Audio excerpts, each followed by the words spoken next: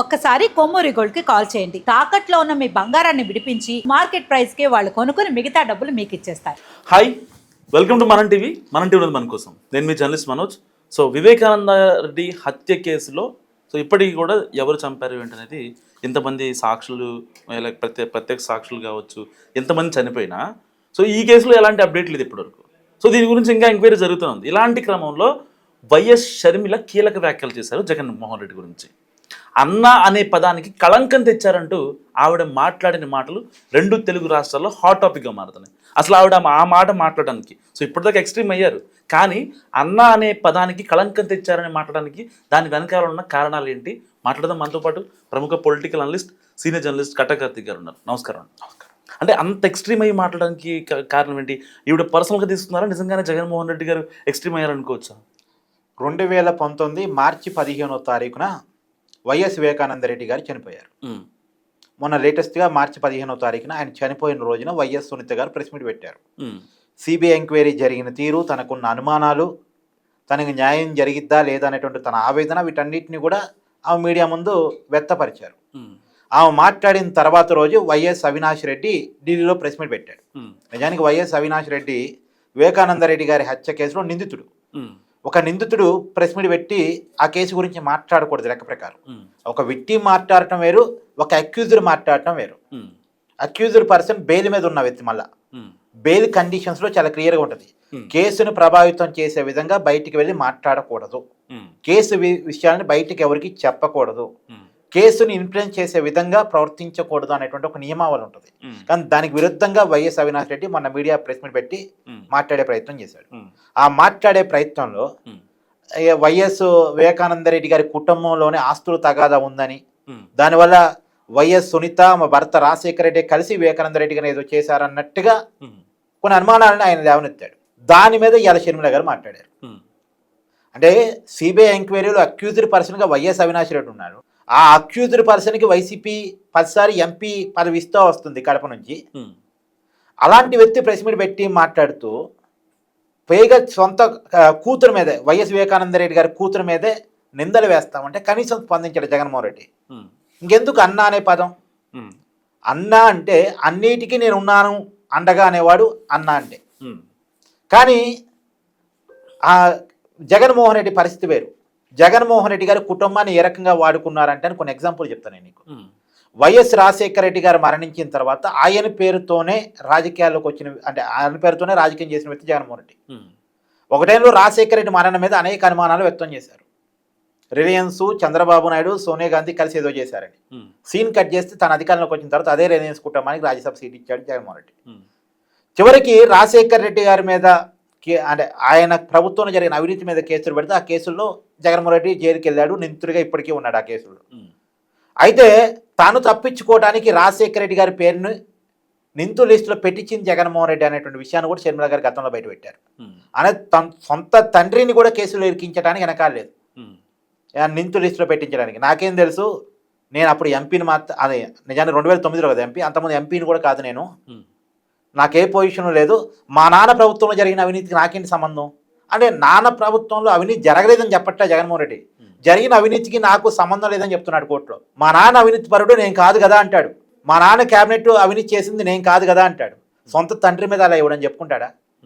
కానీ అలా చెప్పుకొని తండ్రి మీదే కేసులు వేసిన వ్యక్తి జగన్మోహన్ రెడ్డి తను తప్పించుకోవడం కోసం, తను సేవ్ కావడం కోసం ఇది షర్మిల గారు బయటపెట్టారు. ఆ కేసులు వేసినటువంటి లాయర్కి అదనపు అడ్వకేట్ జనరల్ ఇచ్చారు తన అధికారంలోకి వచ్చిన తర్వాత. సరే, అదొక భాగం. అది తండ్రి విషయంలో జరిగింది. తల్లి విషయంలో ఏం జరిగింది? ఆ పాప ఆమెకు రాజకీయాలు తెలియదు, విజయమ్మకి తన రాజకీయాలు తెలియపోయినా సరే సానుభూతి కావాలి కాబట్టి తల్లిని రాజకీయాల్లోకి లాక్కొచ్చాడు జగన్మోహన్ రెడ్డి. నేను రాజకీయాల్లో క్లిక్ కావాలంటే నువ్వు రావాలమ్మా అని అడిగితే కొడుకు కోసం, కొడుకు రాజకీయ జీవితం కోసమే రాజకీయాల్లోకి వచ్చింది ఆవిడ.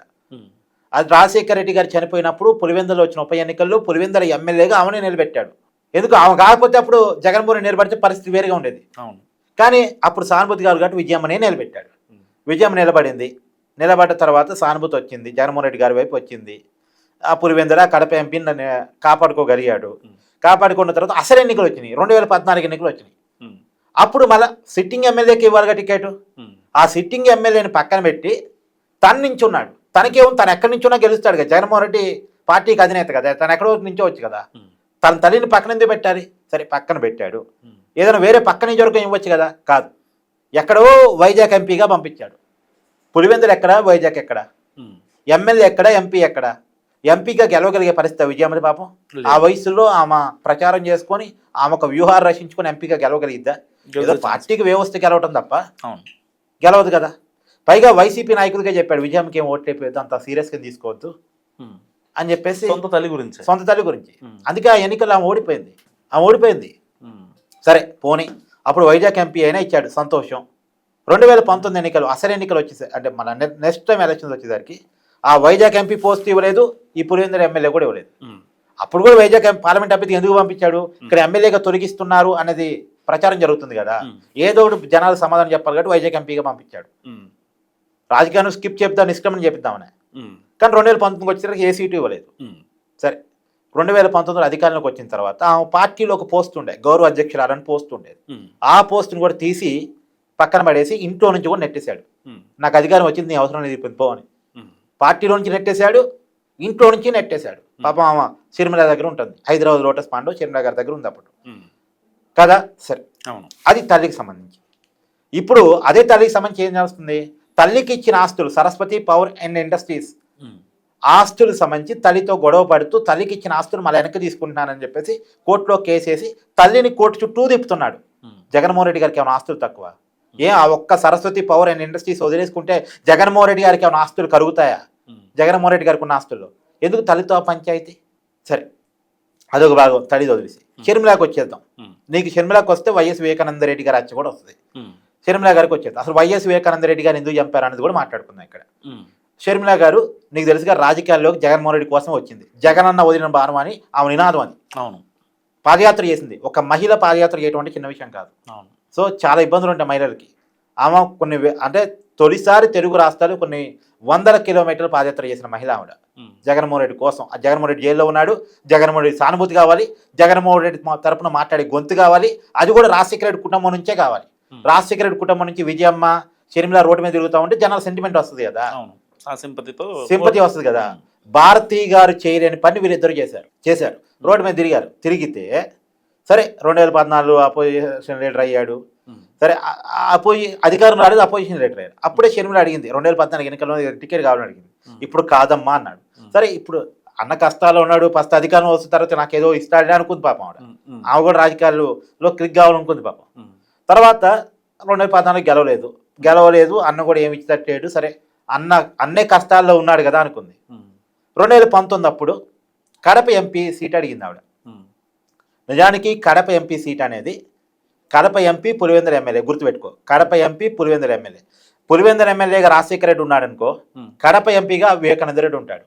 కడప ఎంపీగా రాజశేఖర రెడ్డి ఉన్నాడు అనుకో, పులివెందుల ఎమ్మెల్యేగా వివేకానంద రెడ్డి ఉంటాడు. అన్నదమ్ముల చేతుల్లోనే, వాళ్ళ సొంత కుటుంబం చేతుల్లోనే ఆ 2 స్థానాలు ఉంటాయి.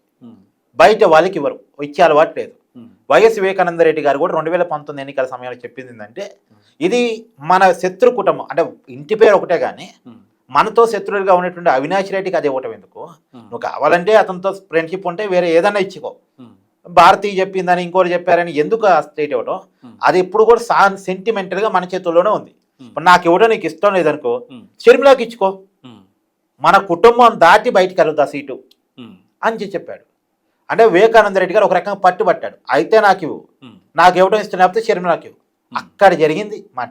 అసలు అవినాష్ రెడ్డికి ఇవ్వాలనేది జగన్ తాపత్రయం, కానీ అది నాకు కావాలి లేదా షర్మిల కన్నా ఇవ్వాలనేది వివేకానంద రెడ్డి గారు పట్టుతాను. ఆ వివేకానంద రెడ్డి గారు బతుకుండి పార్లమెంట్ సభ్యుడిగా రెబల్గా పోటీ చేసి ఉంటే వైఎస్ అవినాష్ రెడ్డి మీద వైఎస్ వివేకానంద రెడ్డి గారిది విజయం. ఆ విషయం జగన్మోహన్ రెడ్డి తెలుసు. వైఎస్ వివేకా గారి కనుక ఎన్నికలు తిరగబడితే కడప జిల్లాలో బొమ్మ ఇటు నుంచి అటు మారింది. ఆ బలం ఉంది వివేకానంద రెడ్డికి, అది తెలుసు. కాబట్టి ఏం చేశాడు, స్లోగా అసలు ఈ లోకంలోనే లేకుండా పంపించేశాడు. పంపించేయటమే కాదు, సరే ముందు గుండెపోటు అన్నారు. సరే గుండెపోటు అని ఏబిఎన్లోనో TV5లోనో బ్రేకింగ్లు పడితే వదిలేసే అబ్బా, సాక్షిలో పడ్డాయి. సాక్షి ఎవరిది? జగన్మోహన్ రెడ్డి గారి. దాని చైర్మన్ ఎవరు? వైఎస్ భారతి గారేగా. వైఎస్ భారతి గారు చైర్మన్గా ఉన్న ఛానల్లో గుండెపోటు అని ఎలా పడితే ఒక వార్త, వాళ్ళ కుటుంబ సభ్యుడు స్వయంగా భారతి గారికి మామయ్య అవుతారు వరుసకి, జగన్మోహన్ రెడ్డికి బాబాయి. మరి చనిపోతే గుండెపోటుని ఎలా వేస్తారు? ఏ డాక్టర్ నిర్ధారించాలని వేస్తారు గుండెపోటని? సరే గుండెపోటు కాదు, రక్తం కనబడుతుంది అనుకున్న తర్వాత గుండెపోటు ప్లస్ రక్తపు అంతరాన్ని క్రియేట్ చేశారు. ఫస్ట్ గుండెపోటు, తర్వాత రక్తపు అంతరం యాడైని, తర్వాత అక్కడికి వెళ్ళిన వైఎస్ సునీత గారు అక్కడ బాడీ కుట్టేసినట్టు కొద్దిగా అనుమానాస్పదంగా కనపడితే ఆమె డాక్టర్ కావటం వల్ల అనుమానించి రీపోస్ట్ మార్టం అడిగారు. ఆమె రీపోస్ట్ మార్టం గనక అడగకపోయి ఉంటే ఆమె వాళ్ళ కుటుంబ సభ్యుని నమ్మి ఉంటే మనం ఇప్పటికీ ఏదో గుండెపోటుతో వైఎస్ వివేకానంద రెడ్డి గారు చనిపోయారని అయిపోయేది, నమ్మేసేవాళ్ళు. కేసు క్లోజ్ కూడా అయిపోయింది. కేసు ఎప్పుడో క్లోజ్, దాన్ని ఒక అబద్ధంతో క్లోజ్ చేసి పడేసేవాళ్ళు. కానీ ఏమో రీపోస్ట్ మార్టం అడగటం, రీపోస్ట్ మార్టం అడిగిన సమయంలో జగన్ గారి అధికారంలో ఉంది చంద్రబాబు నాయుడు. అప్పుడు వాళ్ళ ప్రభుత్వం వాళ్ళకి వైసీపీకి వ్యతిరేకమైన ప్రభుత్వం ఉండటం వల్ల సునీత గారు అంటే రీపోస్ట్ మార్టం చేశారు. రీపోస్ట్ మార్టం చేస్తే ప్రభుత్వమే షాక్ అయింది, అది మర్డరు. సరే మర్డర్ అని తేలిన తర్వాత జగన్మోహన్ రెడ్డి గారు నింపాదిగా వచ్చేసి కడప ప్రెస్ మీట్ పెట్టారు. ఏమని ప్రెస్ మీట్ పెట్టారు? గొడ్డలతో మా బాబాయ్ని ఎవరో చంపారు అన్నాడు. ఎలా చంపారో కూడా జగన్మోహన్ రెడ్డి గారు ఎక్స్ప్లెయిన్ చేశారు. ఏ ఆయుధంతో చంపారో కూడా జగన్మోహన్ రెడ్డి గారు ఎక్స్ప్లెయిన్ చేశారు. ఎవరు చెప్పారు గొడ్డలతోనే చంపారని జగన్మోహన్ రెడ్డికి ఎవరు చెప్పారు? సరే అది పోని, గుండెపోటని ఎవరు చెప్పారు? రక్తపోంతరని ఎవరు చెప్పారు? సరే చంపారని తెలిసిన తర్వాత గొడ్డలతోనే చంపారని ఎవరు చెప్పారు? అది కూడా పోని. ఈ 3 క్వశ్చన్లో పోని. ఆ రోజు జగన్మోహన్ రెడ్డి గారు చేసిన డిమాండ్ ఏంటి? సిబిఐతో బాబాయ్ కేసును ఎంక్వైరీ చేయాలి, ఈ సిట్ మీద లోకల్ పోలీసు మీద నాకు నమ్మకం లేదు అన్నాడు. సిబిఐ కావాలని కోర్టులో పిటిషన్ కూడా దాఖలు చేశాడు. తీరా అధికారంలోకి వచ్చిన తర్వాత తను వేసిన పిటిషన్ వెనక్కి తీసుకున్నాడు. అదేందన్నా సిబిఐ కావాలని అడిగిందా నువ్వు కదా, నీ మీద నమ్మకంతో మీ వెనకాల నిలబడ్డాం కదా, అదే నువ్వు వెనక్కి తీసుకున్నావు. సునీత గారు అడిగితే చెప్పాడట, అమ్మా చిన్నాన్న చావు మీద సిబిఐ ఎంక్వైరీ చేస్తే వైఎస్ అవినాష్ రెడ్డి పార్టీ మారతాడు, ఏదో చనిపోయాడు కదా నువ్వు మర్చిపోయిగా వదిలేస్తే వైఎస్ అవినాష్ రెడ్డి పార్టీ మారతాడు వదిలే అన్నాడట. వైఎస్ అవినాష్ రెడ్డి పార్టీ మారటానికి సిబిఐ ఎంక్వైరీ వద్దంటే సంబంధం ఎక్కడుంది? అప్పుడు లైట్ ఎదిగింది సునీత గారికి. నా సొంత అన్నదే లేపేశారు, నా సొంత అన్నదే ఏదో చేశారు, నా అన్నదే ఏదో చేశారు అని అప్పుడు సునీత గారికి అర్థమయ్యి ఆమె కోర్టుకి వెళ్ళి సిబిఐ ఎంక్వైరీ వేయించుకుంటే ఇప్పుడు వైఎస్ అవినాష్ రెడ్డి నిందితుడిగా కేసు నడుస్తుంది. అర్థమైందా ఇంక నీకు? చివరికి ఆ సిబిఐ ఎంక్వైరీ పడితే సిబిఐ ఎంక్వైరీకి సహకరించకుండా అప్పుడు సిబిఐ అధికారి రామ్ సింగ్ మీద కేసులు పెట్టాడు జగన్మోహన్ రెడ్డి ప్రభుత్వం అధికారం ఉండటం వల్ల. ఒక సిబిఐ అధికారి మీద స్టేట్ గవర్నమెంట్ కేసులు పెట్టింది. పైగా సిబిఐ ఒకసారి అవినాష్ రెడ్డిని అరెస్ట్ చేయడానికి వస్తే నీకు గుర్తుందా, కర్నూలు హాస్పిటల్ దగ్గర వాళ్ళ తల్లితో కలిసి హాస్పిటల్లో ఉంటాడు, తల్లికి బాగాలేదని.